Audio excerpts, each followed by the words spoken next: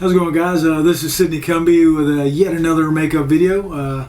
I've been super busy lately, so I haven't been able to do self-appliances, but this one is actually, I used a model, Jacquelyn Coon. She's another talented makeup artist, so make sure you guys check her out at Jacquelyn on the Instagrams.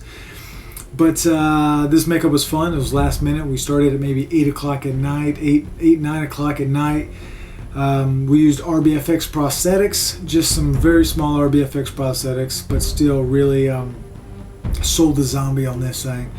And I used a lot of Surprenant's products, his Bloodline, which is amazing. Make sure you guys check it out, as well as his PAX paint to do. We did a tattoo cover, which is awesome. We did a tattoo cover in this, which is we didn't really do a good job with the tattoo cover because it was a zombie and we're just rushing through it, and we were going to paint over it anyways, so I did, you know, an okay job covering up the tattoos, but it came out pretty darn good.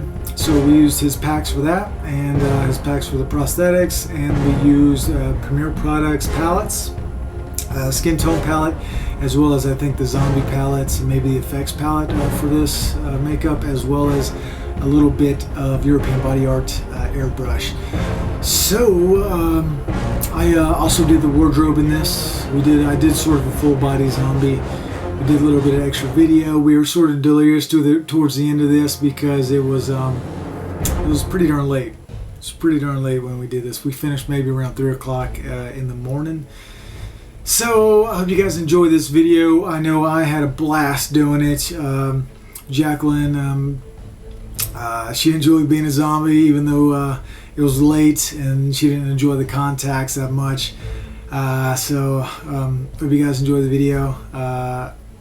Awesome makeup, loved it. Hope you guys enjoy it. Alrighty, let's get it started. Alright, so as you can see right here, we're actually in her living room. Had the best lighting, but there's too many shadows really. But I just dealt with it. Alright, but as you can see right here, I am using some Surprenant's PAX paint. This is his prosthetic paint. You know, if I'm doing a tattoo cover, I'd rather airbrush the PAX paint on, as long as you thin it out enough that you can do that. But so I just gave her a layer of almost her skin tone color of Tom's PAX, and then now I'm going in with a PPI Products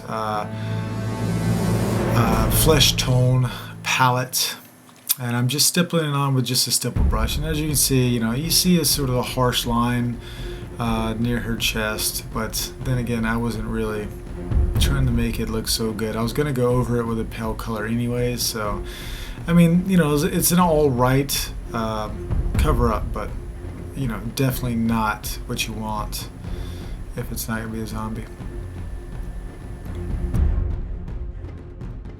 This is one of the cheap prosthetics for the zombie. This is RBFX Prosthetics. What I did is I just put glue directly on the prosthetic.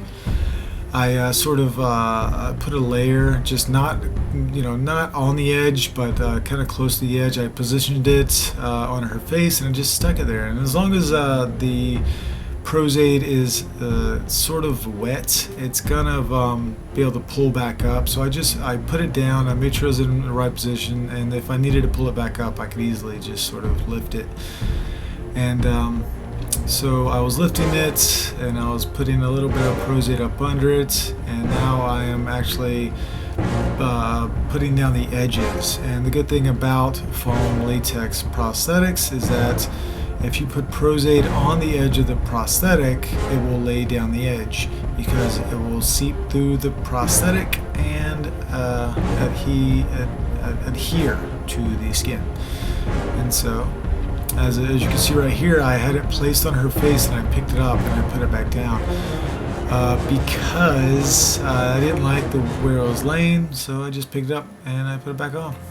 And right here I'm using a brush to brush on the Prozade up under the prosthetic.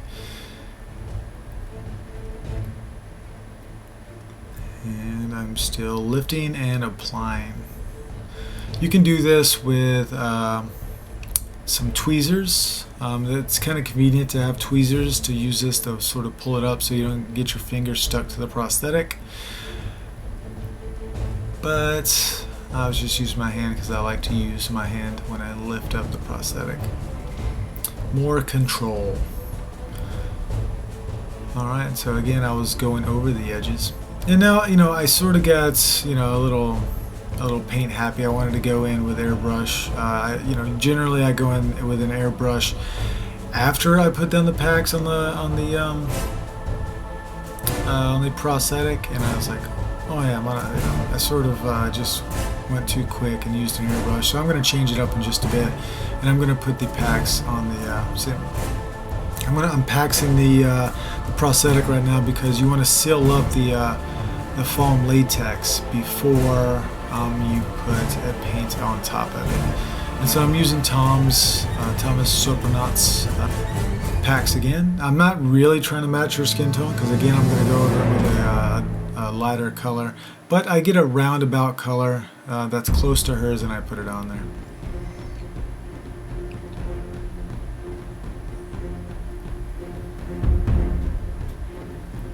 Alright, now I'm going in with my Iwata and I'm putting some like a purple color that is in the European Body Art. I think it's maybe their Undead collection. I don't know, it's one of them. It's European Body Art most definitely, and that is what I'm using right here.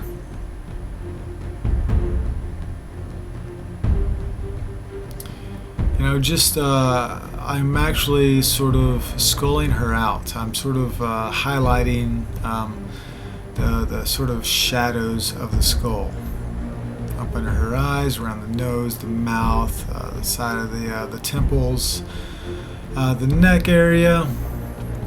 And now I'm, you know, I sort of go in a little bit hard with the purple, and now I'm going over it with a dead flesh color by European Body Art.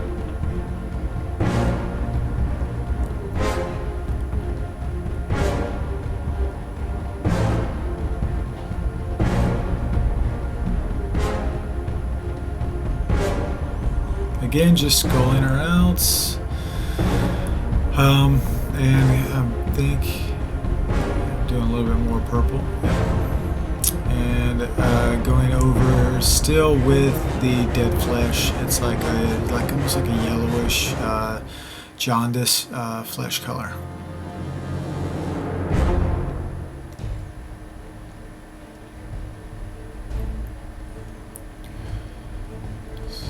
And always when I'm doing makeup, like at this point I'm like, it looks terrible, you know, but it happens all the time. When you're doing a makeup, majority of the time when you start out, it's gonna look bad. It's not gonna look good until it all comes together. So just hang in there, and you'll pull through. Just like me, you'll pull through. Because I had no faith. I was like, man, this is looking terrible. Why am I painting it like this?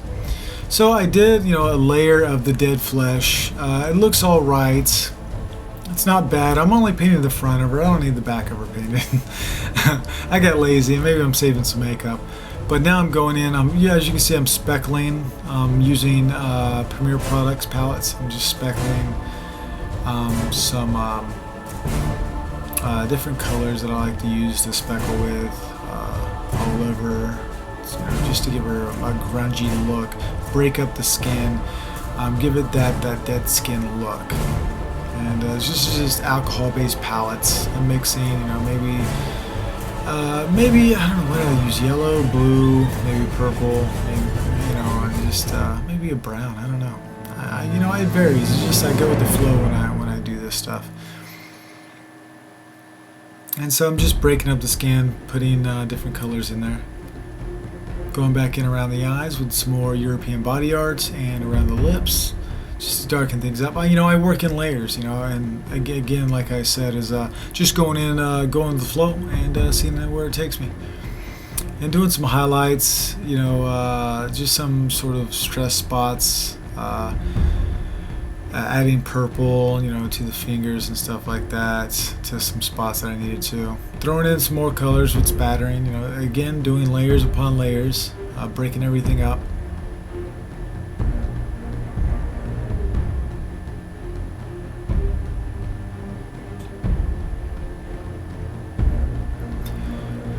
And again, I'm still like iffy about the makeup when I'm looking at it. I'm like, is this really how it's gonna come out? But you know, you'll see. It'll make its way. And now I'm doing the fingers. I like to do the fingertips, sort of really dirty and black, like they've been digging through stuff. So that is what I'm doing here.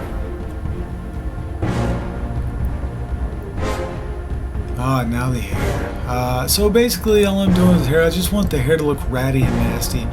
So I'm just throwing in conditioner in it, you know, just wetting it, throwing in conditioner, making it look nappy, and that's what that is. That's just, she went to the bathroom, gave me her conditioner, and I just threw her conditioner in her hair. I wet it, mat it down, and that's pretty much zombie hair, just sort of a greasy hairdo. And she's looking zombie-ish right here. Then her mouth is already stained up. I put a little bit of food coloring in it just to stain the inside of her mouth, to give her a zombie look. And now here I'm actually going in with some of Tom's blood.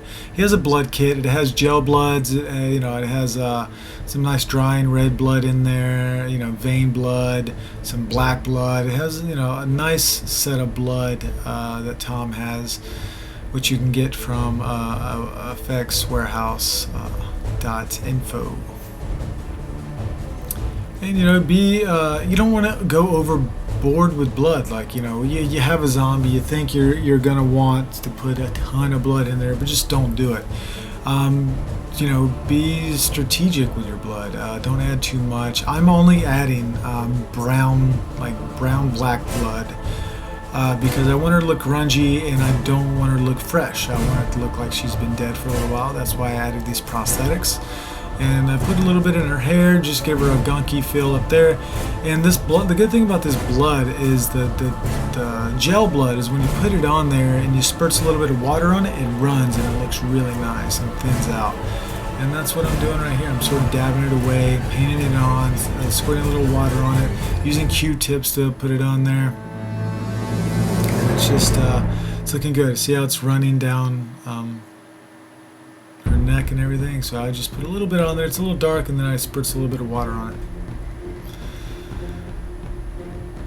So this makeup is starting to come together. It's looking much better that I'm adding the blood just around the hairline. I think doing a zombie, doing the blood around the hairline looks really good. It's, you know, makes it look like you just have filthy, gunky hair as well. And she has a tattoo on her neck, and I thought, you know, this doesn't look right, so I'm just gonna I mean, you can always improvise, and that's what I'm doing here. I'm just throwing blood on top of it. That's the blood kit right there. And here she is as the zombie. This was very late at night, or very early in the morning, like 3 a.m. She was really tired. The zombie walk is atrocious, but she looks so good as a zombie. But no, this is good. It's a good look. She did a great job. She's a champ for sitting for me. I loved it. And this is the final look right here. And I hope you guys enjoyed this video. It's very simple zombie. It wasn't anything special. And thanks for watching. And make sure you guys watch all my videos. Here's some zombie videos that you can watch, as well as a live casting video. Hope you guys enjoyed it. I know I did. Make sure you subscribe to my channel. And until next time, guys, catch you later.